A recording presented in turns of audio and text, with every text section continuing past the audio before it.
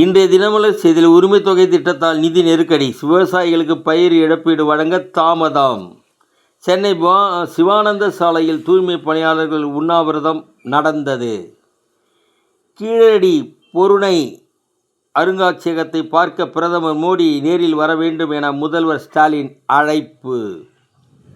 ராமநாதபுரம் மாவட்டம் வல்லத்தை ஊராட்சி போத்தநதி கிராமம் உப்பு சத்து நிறைந்த குடிநீரால் ஏராளமானோருக்கு சிறுநீரக பிரச்சனை ஏற்பட்டு பலர் உயிரிழந்துள்ளனர். அந்த கிராமத்து சிறார்கள், தாத்தா பாட்டிகள் இதனால் பலியானார்கள். எங்களையே காப்பாற்றுங்கள், தூய்மையான நீரை கொடுங்கள் என வீடியோ மூலம் முதல்வர் ஸ்டாலினுக்கு கோரிக்கை. இதுகுறித்து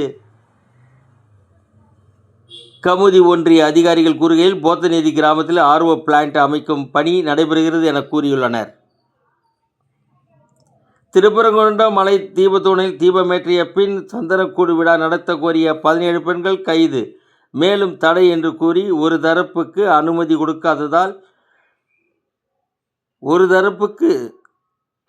கொடுத்ததால் வந்த வினை இது. வணக்கம்.